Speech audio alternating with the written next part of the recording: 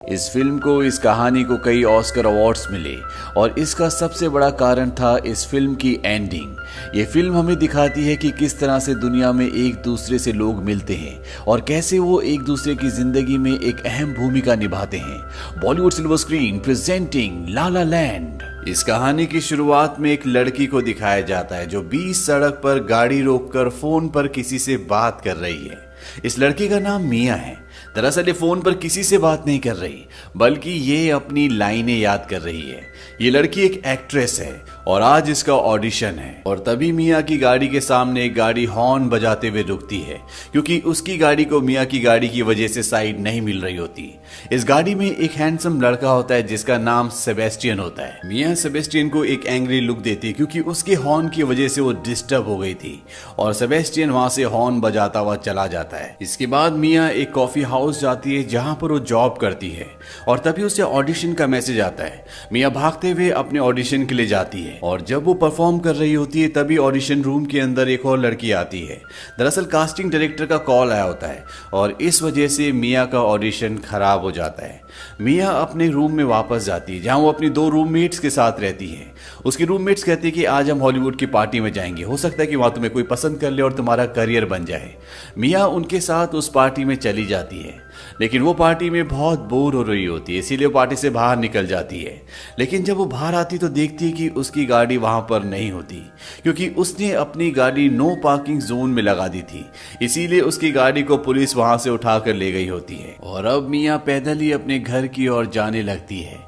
जब वो एक रेस्टोरेंट के आगे से गुजरती है तो वहां पर उसे बहुत ही मधुर पियानो की आवाज सुनाई देती है। वो उस रेस्टोरेंट के अंदर चली जाती है और देखती है कि सामने एक बहुत बड़े पियानो पर एक लड़का बैठा पियानो बजा रहा है और ये वही लड़का होता है जो सुबह उसकी गाड़ी के पीछे हॉर्न बजा रहा था, जिसका नाम सेबेस्टियन है। दरअसल आज क्रिसमस होता है, इसीलिए रेस्टोरेंट के मैनेजर ने सेबेस्टियन को कहा होता है कि उसे क्रिसमस के ट्रेडिशनल सॉन्ग्स का म्यूजिक ही प्ले करना है। लेकिन जब सेबेस्टियन देखता है कि उसके पियानो की धुन को कोई भी इंजॉय नहीं कर रहा, सब आपस में बातें कर रहे हैं, तो वो जैज म्यूजिक प्ले करना शुरू कर देता है जो उसने खुद कंपोज किया है, क्योंकि उसे जैज म्यूजिक से बहुत प्यार है। तभी वहां पर रेस्टोरेंट का मैनेजर आ जाता है और इस बात के लिए वो उसे नौकरी से निकाल देता है। हालांकि सेबेस्टियन मैनेजर को बोलता भी है कि आज क्रिसमस है, आज ऐसा मत करो, लेकिन मैनेजर उसकी बात नहीं सुनता और उसे नौकरी से निकाल देता है। इस वजह से उसका मूड ऑफ हो जाता है। तभी मिया उसकी तरफ उसे कॉम्प्लीमेंट देने के लिए आती है, लेकिन उसका मूड पूरी तरह से ऑफ होता है, इसीलिए वो उसकी बात बिना सुने वहां से निकल जाता है। मिया को ये बात अजीब लगती है। अब कुछ महीने बीत जाते हैं और एक बार जब मिया एक पूल पार्टी में जाती है तो वहां पर एक ऑर्केस्ट्रा होता है जहां पर सेबेस्टियन भी होता है, वहां पर पियानो बजा रहा होता है। मिया उसे पहचान लेती है और वो एक सॉन्ग की डिमांड करती है। इसके बाद सेबेस्टियन मिया के पास आता है क्योंकि मिया को सेबेस्टियन ने भी पहचान लिया होता है और वो उस रात के लिए उससे सॉरी कहता है। मिया सेबेस्टियन को कहती है कि वो एक एक्ट्रेस बनना चाहती है, लेकिन फिलहाल वो एक कॉफी हाउस में जॉब करती है। पूल पार्टी खत्म होने के बाद सेबेस्टियन जब जा रहा होता है तो मिया उसे आवाज लगाती है और इसके बाद ये दोनों की दोनों अपनी गाड़ियों की तरफ जाते हैं। दरअसल पार्किंग वाले ने मिया की गाड़ी कुछ दूर पार्क की होती है, इसीलिए इन दोनों को पैदल चलना पड़ता है और ये देखते हैं कि वहां पर एक बहुत खूबसूरत नजारा है। ये दोनों के दोनों एक साथ मिलकर वहां पर बहुत ही सुंदर डांस करते हैं और डांस के बाद जब ये दोनों एक दूसरे की तरफ आ रहे होते हैं, किस करने वाले होते हैं, कि तभी मिया की रूममेट का कॉल आता है और ये दोनों डिस्टर्ब हो जाते हैं। इसके बाद सेबेस्टियन मिया को उसकी गाड़ी में बिठाता है और वो वापस उसी तरफ चला जाता है जिस तरफ से अभी वो आया था, यानी कि वो जानबूझकर मिया के साथ यहाँ तक आया था। उसकी गाड़ी वहीं पर होती है जहां से ये दोनों आए थे। मतलब वो मिया से बातें करना चाहता था, उसके साथ टाइम स्पेंड करना चाहता था। हालांकि इन दोनों के दिलों में अभी तक इस तरह की कोई भी फीलिंग्स डेवलप नहीं हुई जिसे हम प्यार कह सकें। अगले दिन सेबेस्टियन उसी कॉफी हाउस में जाता है जहां पर मिया जॉब करती है। दरअसल ये वार्नर ब्रदर्स का कॉफी हाउस है जो हॉलीवुड की बहुत बड़ी बड़ी फिल्में बनाते हैं। मिया सेबेस्टियन से पूछती है कि तुम यहाँ कैसे? सेबेस्टियन कहता है कि मेरी कुछ मीटिंग्स थी और इसके बाद मिया और सेबेस्टियन कॉफी हाउस से निकल जाते हैं। मिया सेबेस्टियन को वार्नर ब्रदर्स का बाहर का स्टूडियो दिखाती है जहां पर शूटिंग भी चल रही होती है। मिया सेबेस्टियन को कहती है कि उसकी आंट एक एक्ट्रेस थी, वो उनके साथ उनकी बहुत सारी पुरानी फिल्में देखा करती थी और बचपन में वो प्ले भी लिखा करती थी और तभी से उसे एक एक्ट्रेस बनने का शौक है और वो अपनी जिंदगी में सिर्फ और सिर्फ एक्ट्रेस बनना चाहती है। सेबेस्टियन उसे बताता है कि उसे जैज म्यूजिक से बहुत प्यार है और वो उसकी जिंदगी है। मिया कहती है कि उसे जैज म्यूजिक बिल्कुल पसंद नहीं है। ये सुनते ही सेबेस्टियन चलते चलते रुक जाता है। वो मिया से पूछता है कि तुम क्या कर रही हो। मिया कहती है कि अभी तो कुछ नहीं, और वो मिया को एक जैज क्लब ले जाता है जहां पर जैज म्यूजिक बज रहा होता है और वो मिया को पूरे जोश के साथ जैज के बारे में, उसकी डिटेल्स के बारे में बताता है और साथ ही साथ ये भी कहता है कि जैज म्यूजिक खत्म हो रहा है, वो मर रहा है, इसीलिए मैं अपना एक जैज क्लब खोलना चाहता हूँ जहां पर सिर्फ और सिर्फ जैज म्यूजिक बनेगा, जहां पर क्रिएटिविटी होगी, जहां पर लोग सिर्फ जैज म्यूजिक सुनने के लिए आएंगे। इसके बाद मिया वॉशरूम में जाती है और तभी उसे कॉल आता है और ये कॉल कास्टिंग डायरेक्टर का होता है जहां पर उसने ऑडिशन दिया था। दरअसल उसे सेकंड राउंड के लिए बुलाया गया है और जब मिया ये बात सेबेस्टियन को बताती है तो ये दोनों बहुत खुश होते हैं। सेबेस्टियन उसे कहता है कि रिबेल विदाउट अ कॉज, दरअसल ये एक मूवी का नाम है, लेकिन ये मूवी मिया ने नहीं देखी होती और सेबेस्टियन उसे कहता है कि तुम्हें ये मूवी देखनी चाहिए, तुम्हारी जिंदगी इस मूवी से बहुत मिलती है। और ये दोनों प्लान करते हैं कि अगले दिन शाम को ये मूवी देखने के लिए जाएंगे। इसके बाद ये दोनों क्लब से निकल जाते हैं और अगली सुबह ये दिखाया जाता है कि मिया अपने ऑडिशन का दूसरा राउंड देने के लिए पहुंच चुकी है, लेकिन वो अपनी एक लाइन भी कंप्लीट नहीं कर पाती कि कास्टिंग डायरेक्टर उसे थैंक्स कह देता है, यानी कि उसका ऑडिशन हो गया। वो समझ जाती है कि उसका सिलेक्शन नहीं हुआ। इस बात से बहुत अपसेट हो जाती है और जब वो घर जा रही होती तो उसे वही थिएटर दिखता है जहां पर शाम को उसे सेबेस्टियन के साथ मूवी देखनी है और उसके चेहरे पर स्माइल आ जाती है। इसका मतलब ये है कि सेबेस्टियन का साथ उसे कहीं ना कहीं खुशी देता है, वो उसे पसंद करती है। और शाम को जब वो मूवी देखने के लिए तैयार हो रही होती है तभी वहां पर ग्रेग आता है। दरअसल ग्रेग मिया का बॉयफ्रेंड होता है और वो उसे याद दिलाता है कि आज हमें मेरे ब्रदर के साथ और उसकी फियांसे के साथ डिनर पर जाना है और ना चाहते हुए भी मिया को अब उसके साथ जाना होता है। दरअसल मिया ये बात भूल गई थी, इसीलिए उसने सेबेस्टियन को कमिटमेंट किया था। हालांकि मिया वहां पर होती है लेकिन उसका दिलो दिमाग वहां पर नहीं होता क्योंकि वो सेबेस्टियन के साथ मूवी देखने जाना चाहती थी और बहुत देर तक अपने आप को कंट्रोल करने के बाद वो अपने बॉयफ्रेंड ग्रेग से कहती है कि मुझे जाना होगा और वो वहां से सीधा थिएटर आ जाती है जहां पर फिल्म शुरू हो चुकी होती है। थिएटर के अंदर पूरी तरह से अंधेरा होता है लेकिन फिर भी वो सेबेस्टियन को ढूंढ लेती है।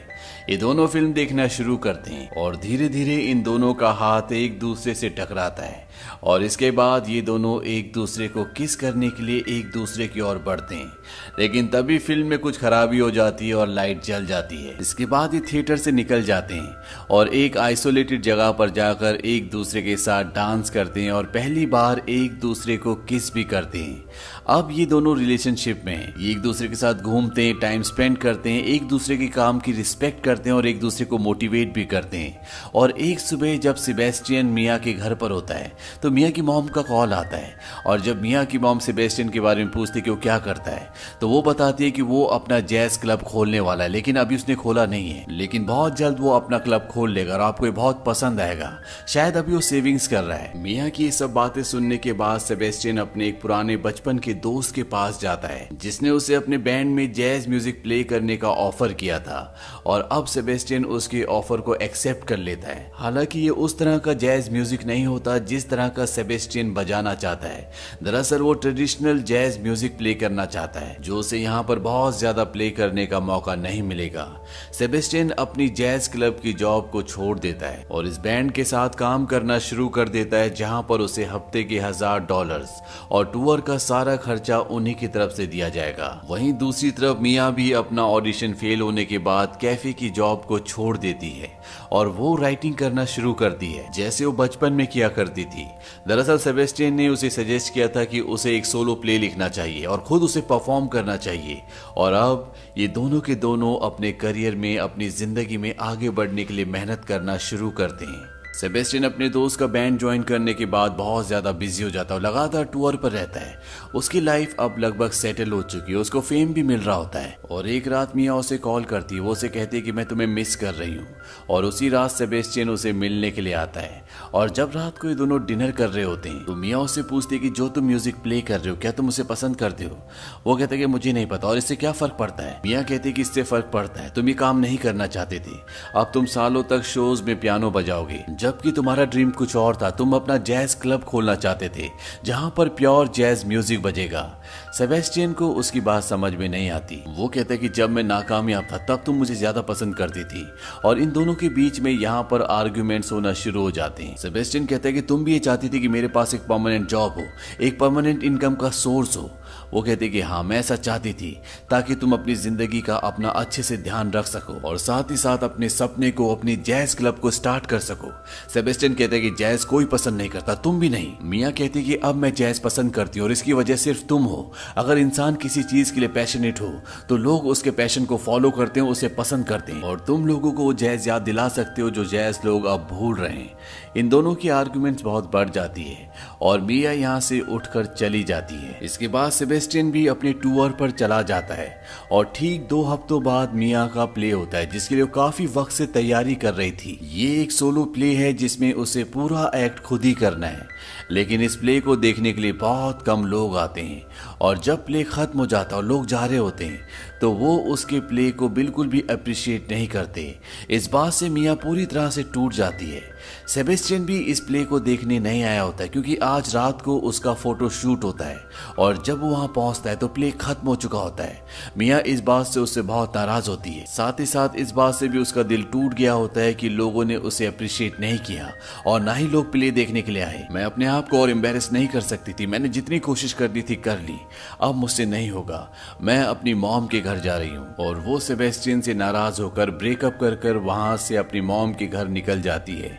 कुछ दिन बाद सेबेस्टियन को एक कॉल आता है और ये कॉल एक कास्टिंग डायरेक्टर का होता है। वो कहती है कि मिया अपना कॉल रिसीव नहीं कर रही इसलिए हमने आपको कॉल किया है। दरअसल मिया ने एडिशनल नंबर में सेबेस्टियन का नंबर लिखवा दिया था और ये एक कास्टिंग डायरेक्टर का कॉल होता है जो मिया का प्ले देखने के लिए गई थी और अब वो चाहती है कि मिया उसकी फिल्म के लिए ऑडिशन दे। सेबेस्टियन को जब ये पता चलता है तो वो मिया की मॉम के घर जाता है और मिया को बताता है कि तुम्हारा शो एक कास्टिंग डायरेक्टर ने देखा था, उसे तुम्हारा काम बहुत पसंद है, वो एक बहुत बड़ी फिल्म बना रहा है और उस फिल्म के लिए वो तुम्हारा ऑडिशन लेना चाहता है। मिया कहती कि अब मैं काम छोड़ चुकी हूँ, मैं कोई ऑडिशन देने नहीं जाऊंगी, मैं हजारों ऑडिशन दे चुकी हूँ और हर जगह मुझे रिजेक्शन मिला है, शायद मैं इस प्रोफेशन के लिए नहीं बनी। सेबेस्टियन कहता है कि तुम सबसे बेहतर हो और तुम्हें मेरे साथ कल ऑडिशन देने के लिए चलना होगा, मैं सुबह 8 बजे तुम्हारे घर के बाहर गाड़ी लेकर पहुंच जाऊंगा। वो कहती मैं नहीं आऊंगी। सेबेस्टियन अगली सुबह घर के बाहर पहुंच जाता है और मिया तैयार होकर बाहर आती है, ऑडिशन देने के लिए जाती है और ऑडिशन के बाद वो सेबेस्टियन से मिलती है। सेबेस्टियन को पूरा यकीन है कि उसे इस ऑडिशन से फिल्म मिल जाएगी, लेकिन मिया का पास्ट एक्सपीरियंस ऐसा होता है जिसकी वजह से उसे अपने आप पर कॉन्फिडेंस नहीं है। सेबेस्टियन मिया को एनकरेज करता है कि जो वो अपनी जिंदगी में करना चाहती थी, जो वो बनना चाहती थी, वो सपना उसे कभी नहीं छोड़ना बल्कि अपनी पूरी जिंदगी को एक्टिंग के लिए डिवोट करना है। यहाँ पर ये दोनों ये भी डिस्कस करते हैं कि ये दोनों हमेशा एक दूसरे को प्यार करेंगे, लेकिन अब इनके रास्ते अलग अलग हैं, इन्हें अलग अलग अपनी जिंदगी को, अपने सपनों को चेस करना होगा। हालांकि सेबेस्टियन अब एक सक्सेसफुल म्यूजिशियन बन चुका है। धीरे धीरे वक्त बीतता है और 5 साल बाद हमें दिखाया जाता है कि मिया उसी कॉफी शॉप में जाती है जहां पर कभी वो जॉब किया करती थी और अब वो एक कामयाब एक्ट्रेस है। जब वो इस कॉफी शॉप में जॉब किया करती थी और यहाँ पर कोई सेलिब्रिटी आता था तो वो उन्हें इसी तरह से देखती थी आज जैसे सब उसे देख रहे हैं और ये उसका एक सपना था कि एक दिन वो इस कॉफी शॉप में इसी तरह से आए, जो कि आज उसका सपना पूरा हो चुका है। साथ ही साथ उसकी शादी भी हो चुकी है, उसकी एक बेटी है, वो अपनी जिंदगी में खुश है। लेकिन उसकी शादी सेबेस्टियन से नहीं हुई, उसके पति का नाम डेविड है। और एक रात को जब मिया के हस्बैंड डेविड उसे एक जैज क्लब में ले जाते हैं तो मिया उस क्लब का लोगो देखती है और वो समझ जाती है कि ये सेबेस्टियन का जैज क्लब है, क्योंकि ये लोगो आज से कई साल पहले मिया ने सेबेस्टियन के जैज क्लब के लिए बनाया था जब ये दोनों रिलेशनशिप में थे।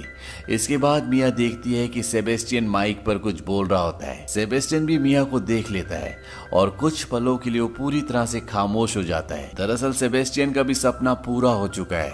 जिस तरह का जैज क्लब वो हमेशा से खोलना चाहता था, अब उसने वो जैज क्लब खोल दिया है और इसके बाद वो अपना और मिया का फेवरेट लव नंबर पियानो पर प्ले करता है और जब वो नंबर बजता है तो मिया और सेबेस्टियन दोनों अपने सपनों की दुनिया में खो जाते हैं। इन दोनों को ऐसा लगता है कि ये दोनों कभी एक दूसरे से जुदा हुए ही नहीं और आज भी ये दोनों एक साथ हैं। हालांकि ये दोनों यहाँ पर बात नहीं करते और जब मिया अपने हस्बैंड के साथ यहाँ से जा रही होती है तो वो पीछे पलटकर सेबेस्टियन को एक प्यार भरी ममता भरी मुस्कुराहट देकर यहाँ से चली जाती है। सेबेस्टियन भी वहां पर खड़ा होकर मुस्कुरा रहा होता है और इसी के साथ ये फिल्म यहीं पर खत्म हो जाती है। अगर इस फिल्म के राइटर और डायरेक्टर चाहते तो इस फिल्म की एंडिंग भी दूसरी हजारों फिल्मों की तरह कर सकते थे जिन्हें हम लाखों बार देख चुके हैं, लेकिन इस फिल्म का अंत ही इस फिल्म को खास बनाता है। दरअसल ये फिल्म हमें उस दुनिया का आईना दिखाती है जिस दुनिया में हम रहते हैं, जहां पर हमेशा सब कुछ अच्छा नहीं होता, जहां हमेशा हैप्पी एंडिंग नहीं होती, जहां एक दूसरे की जिंदगी में लोग बहुत बड़ा रोल प्ले करते हैं, जिस तरह से सेबेस्टियन ने मिया की और मिया ने सेबेस्टियन की जिंदगी में किया। अगर सेबेस्टियन की जिंदगी में मिया नहीं आती तो वो कभी भी अपने दोस्त का बैंड ज्वाइन नहीं करता और बहुत बड़ा पियानिस्ट नहीं बन पाता और बाद में ना ही अपने सपने को पूरा कर पाता जो कि उसे जैज क्लब खोलना था। साथ ही साथ अगर मिया की जिंदगी में सेबेस्टियन ना आता तो उसका सपना कभी भी पूरा ना हो पाता, वो कभी एक एक्ट्रेस नहीं बन पाती। हालांकि उन दोनों की शादी नहीं हो पाई, लेकिन उन दोनों ने एक दूसरे की जिंदगी में जो रोल प्ले किया शायद वो उनकी जिंदगी में इस दुनिया का कोई भी इंसान नहीं कर पाता। और यही एक कारण होता है कि आज भी वो एक दूसरे को पसंद करते हैं, प्यार करते हैं, क्योंकि वो एक दूसरे की इम्पोर्टेंस को जानते हैं। इस फिल्म को 11 अलग अलग कैटेगरीज में ऑस्कर में नॉमिनेट किया गया था, जिसमें से 5 इस फिल्म ने जीते। एमा स्टोन जिन्होंने मिया का किरदार किया था उन्हें बेस्ट एक्ट्रेस का ऑस्कर अवार्ड मिला और साथ ही साथ इस पिक्चर ने बेस्ट फिल्म का ऑस्कर अवार्ड भी जीता। ये फिल्म सन 2016 में रिलीज हुई थी। IMDb पर इसकी रेटिंग है 8। इस फिल्म का बजट था $30 मिलियन और बॉक्स ऑफिस पर इसने कमाई की थी $447.4 मिलियन की। उम्मीद करते हैं कि ये कहानी आपको पसंद आई होगी।